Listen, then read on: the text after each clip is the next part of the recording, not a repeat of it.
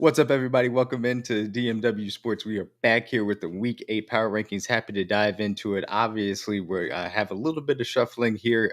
Nothing too crazy as far as the top tier Super Bowl contenders. Everybody pretty much took care of business this week. Chiefs at home, Monday Night Football, take care of the Commanders. Nothing really to report back. Obviously, no Jaden Daniels, not that much of a test for the way in which they pulled away in the second half. Packers go on the road, Sunday Night Football, handle Aaron Rodgers and the Pittsburgh Steelers. Again, nothing really to report back in that way. Lions, Rams also on a bye week. Eagles get their quote unquote revenge against the Giants, handle them at home. No real, I should say on the road specifically, out there in New Jersey / New York. Handle the Giants. No big deal as far as the Eagles. Those Super Bowl contenders stay where they are. Solid playoff teams. Colts at home, being able to take care of Tennessee Titans. No big, change as far as that is concerned. The one thing I want to say for the Colts, I think they are playing incredibly complete football. I think that they have shown to be a top team in the league as far as their performance to start this year. I just want to see them maybe versus some better competition. Obviously, they have the win over the Broncos. Obviously, also in the solid playoff tier. They'll be going on the road to the Steelers, who's a fringe playoff team. They have some tests coming up. Obviously, they have the Chiefs in 2 weeks, which is going to be a big one to see what their measuring stick is. Depending on their performance in that game, we'll see if we can get them into the Super Bowl contenders tier. Obviously, they play the Niners down the line, the Seahawks down the line. So we'll see how that continues. I understand why people may have an issue with it, but they're not quite in the solid play in the Super Bowl contender tier for me yet.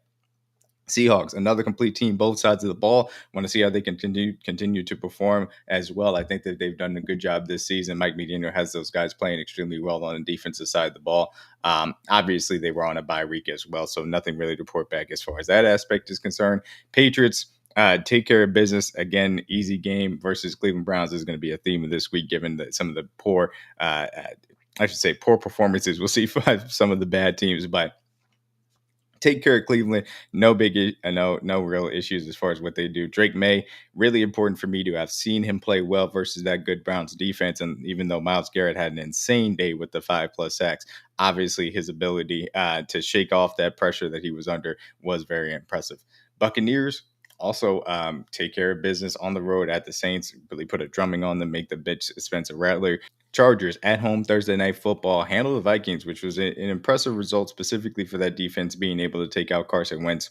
Offense gets, Joe Alt back, looks like a better offense moving forward. Can see them moving, up into this tier, possibly as solid playoff teams with Joe Alt back on that left side of the offensive line. Just makes a night and day difference specifically for their offense and the amount pressure that Justin Herbert is under and the way in which they can operate.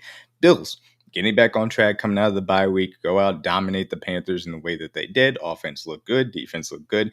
Now comes the showdown with the Kansas City Chiefs at home. Going to be interested to see how Buffalo performs in that game. Fringe playoff teams. Niners take a little bit of a step back. Obviously, the injury does seem to show up specifically on defense in the way in which the Houston Texans, particularly over the middle of the field, and CJ Stroud were able to attack them. Obviously, that takes the Texans from in the hunt to a fringe playoff team, though they have plenty of work to do as far as that is concerned. Steelers, a little bit of a setback. Sunday Night Football, losing to the Packers. Did not like how they perform. He's particularly on defense and the way in which the Packers were able to get after him, but you saw they really lack secondary playmaking, and that is going to limit them versus top teams as we move forward. Jaguars on a bye week coming off of that big L at the hands of the Seahawks. We'll see how they continue to progress and how they do this upcoming week. Texans have a very important game coming up here with the Broncos coming to them. That defense is going to have to carry them a little bit, and can they replicate some similar success for a Broncos team that isn't going to have Patrick Surtain II? That's going to be a really key matchup. There's a lot of playoff leverage on the line, playoff leverage being the probabilities that you end up making the playoffs for the Texans today, as obviously they have to start stacking wins here very quickly. Speaking of starting to stack wins very quickly, Ravens. Lamar Jackson doesn't come back out of the bye week. However, they still get the win against the Chicago Bears. Tyler Huntley able to do enough. Obviously, much better than Cooper Rush. Is a big win for them. Now they have a chance to get to 3-5 at home against the Miami Dolphins, or I should say in Florida against the Miami Dolphins on Thursday Night Football.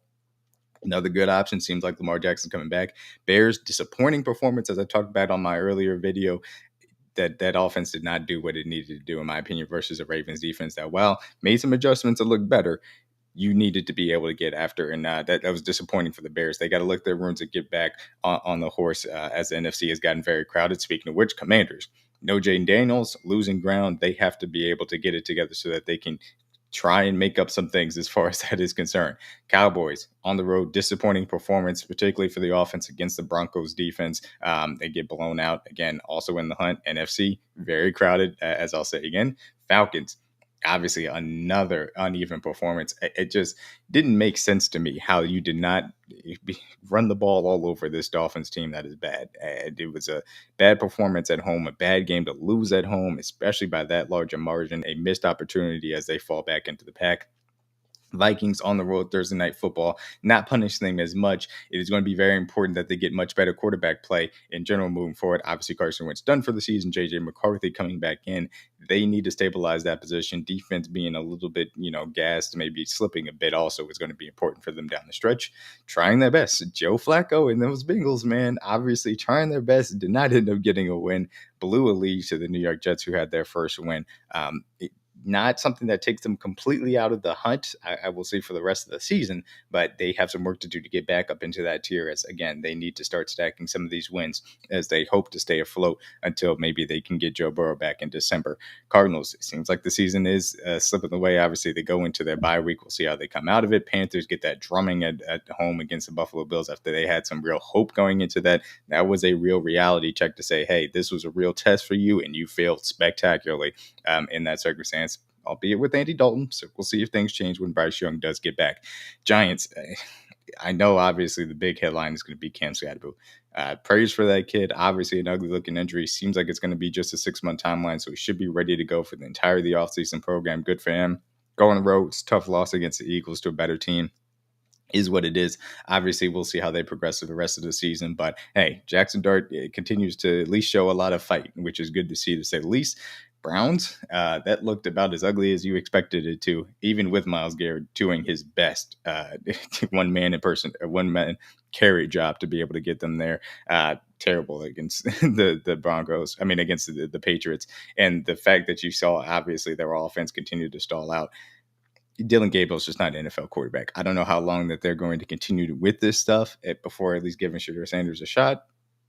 We'll see if it happens. I don't think it seems like, well, speaking of which, quarterback changes. Spencer Radley gets benched. Tyler Shuck goes in. Obviously going to keep the job moving forward. That's why they drafted him in the second round.